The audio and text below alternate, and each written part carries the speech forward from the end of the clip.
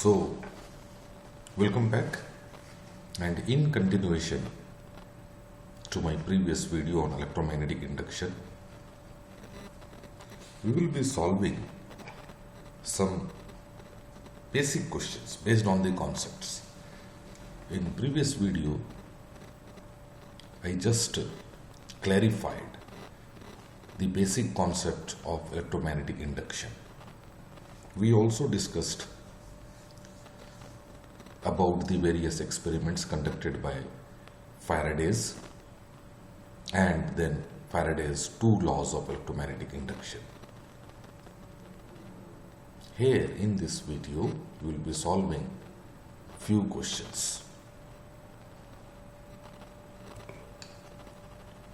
Right. We already had a discussion on Faraday's law, and as per Faraday's two laws, Faraday's two laws, the first one, that is change in magnetic flux. Change in magnetic flux, that is phi, in a closed circuit will bring or will create an induced EMF in a closed circuit. Second law says that how to get that mathematical expression. So the magnitude of induced EMF will be equal to change in magnetic flux per unit time. So that is d phi by dt. Lenz's law says that the direction of induced EMF or direction of induced current will be in such a way that it will oppose the cause which will be trying to induce an EMF in the circuit, and due to that here minus is placed when we are calculating magnitude of induced EMF. Minus is placed. So epsilon EMF, induced EMF, will be equal to minus d phi by dt. If we are going for magnitude alone, this minus will not be there, so d phi by dt. So change in magnetic flux will bring an induced EMF in a closed circuit that we already discussed in previous video. I am not going to discuss the same in detail today.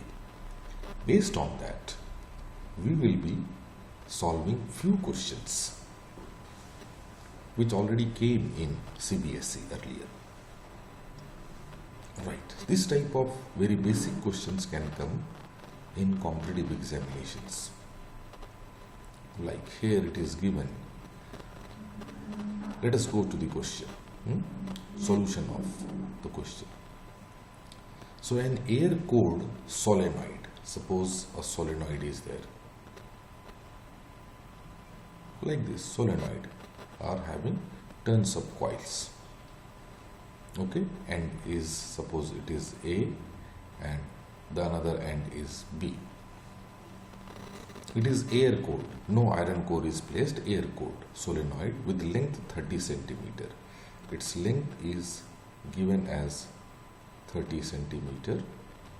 Area of cross section is given as 25 centimeter square, 25 centimeter square, which we must convert it into meter, that is 10 power of minus 4 meter square. If length is given as 30 centimeter, so it will become 0.3 meter or 30 into 10 power of minus 2 meter. Okay, and number of turns, N is given to us as 800. Carries of 2.5 ampere. So current, this coil is carrying a current of 2.5 ampere. Right. Further, the current is suddenly switched off in a brief time of 10 power of minus 3 seconds. So the time dt is given to us as 10 to the power of minus 3 second. And ignoring the variation in magnetic field near the ends of the solenoid, we need to find the average back EMF, right? We need to find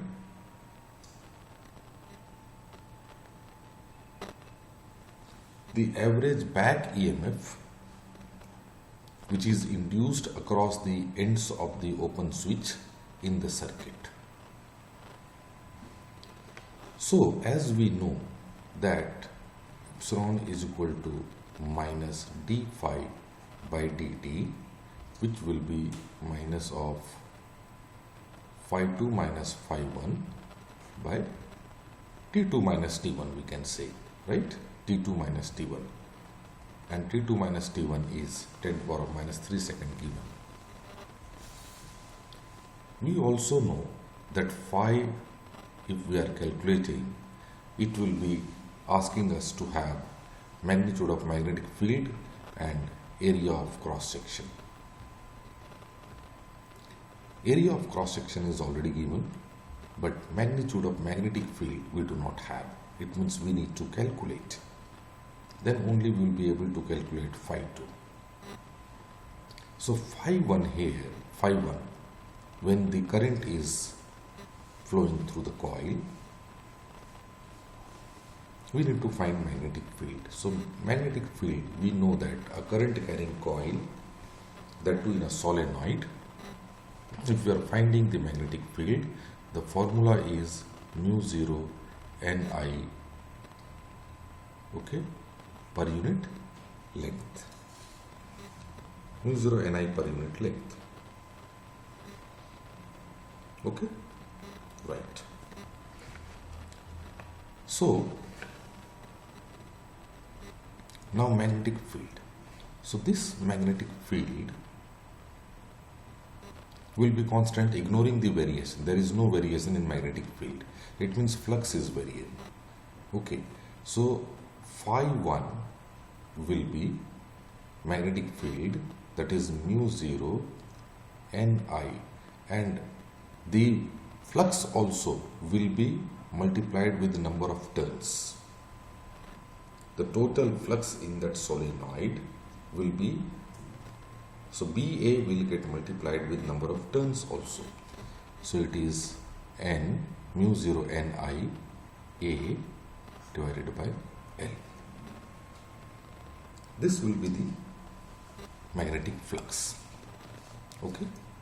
Whereas when the current is suddenly switched off in a brief time of 10 to the power of minus 3 second, your phi 2 will be going to 0, will become 0. So it means our induced EMF or back EMF, which is called average back EMF, induced EMF or back EMF, we can find out. So here we can see, so mu 0 we can write as 4 pi into 10 to the power of minus 7, right? Mu 0 is equal to what?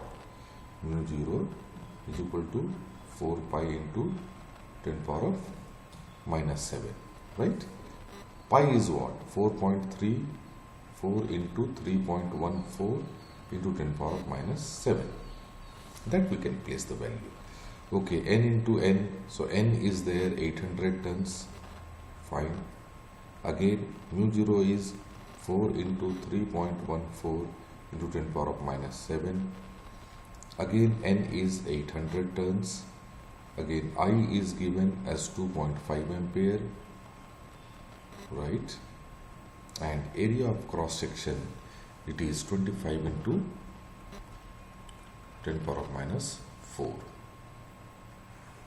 divided by 30 centimeter, can be written as 30 into 10 to the power of minus 2 meter.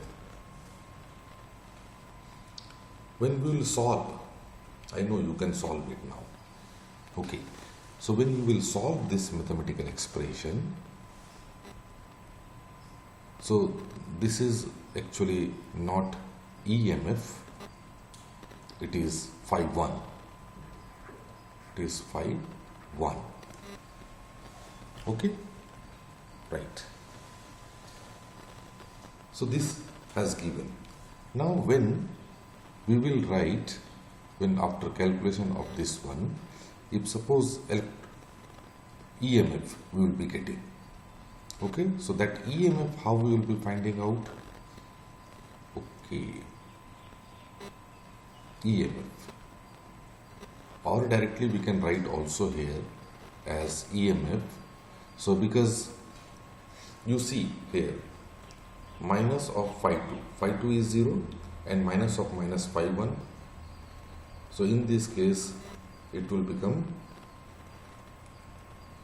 phi 1 by T2 minus T1, which is 10 power of minus 3 second.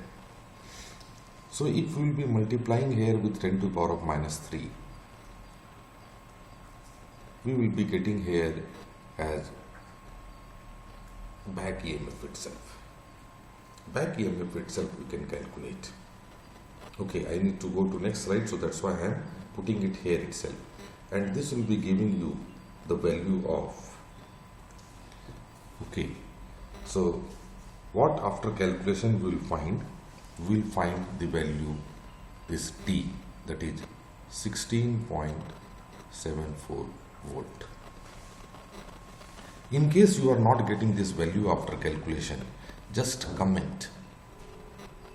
I will solve it in next video and I will tell you each and everything. So this is the process by which we are finding the back EMF induced across the ends of the open switch. So whenever it will be there that current is switched off, it means it is asking for that flux change. Phi 2 and phi 1 we need to calculate, and in that phi 2 will be becoming 0. Okay, so D is the answer. We'll go for another short answer question. Right. Angle. A coil of area 100 centimeter square. Okay, so it is centimeter square, is kept at an angle of 300. Sorry, not 300. It is 30 degree with a magnetic field of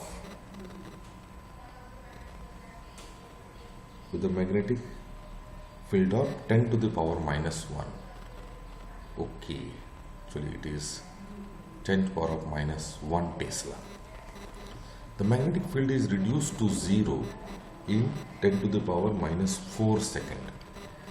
So this one will become 10 to the power of minus 4 second. Okay, and we need to find the induced EMF in the coil. Okay, so we are given, what are the things we are given? We are given area of cross section, that is 100 centimeter square, which we can write it as 100 into 10 power of minus 4 meter square, that is 10 power of minus 2 meter square, kept at an angle of 30 degree. Theta is given to us as 30 degree. We know that phi is equal to B dot A, and B dot A means magnitude of B and magnitude of A. Okay, magnitude of B cos theta. So here we will be using cos theta, that is cos 30 degree, and which will be equal to root 3 by 2. That we'll use. Fine. With a magnetic field of 10 to the power minus 1 Tesla. Magnetic field is already given to us as 10 to the power of minus 1 Tesla. The magnetic field is reduced to 0. So this we can say that B1 is equal to 10 to the power of minus 1. B2 is reduced to 0. And the time is 10 to the power of minus 4 second. Now the induced EMF in the coil we need to find out. right? See, induced EMF, when we are saying that phi is equal to B dot A, it shows clearly that the magnetic flux can be changed. Magnetic flux associated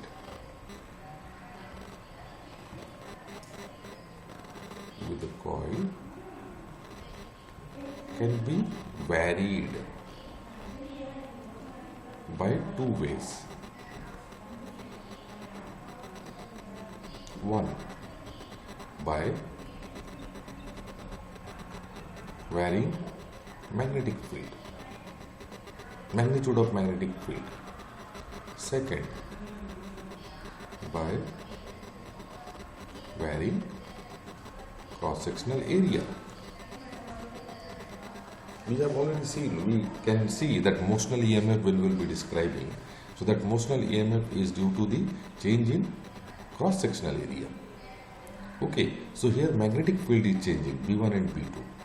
So here phi is, we can say that area is constant, and but magnetic field B2 minus B1 and cos 30 degree. Okay, if we are able to find this A, phi, we will be also, already time is given. So induced EMF we will be able to find out. Okay, so that will be the magnitude. Fine. So let us find that phi flux. So A is given as area of 10 power of minus 2. B2 is given as 0 minus B1 is given as 10 power of minus 1. Okay, into cos 30 degree, that is root 3 by 2. Root 3 by 2. Okay. Here itself we can calculate.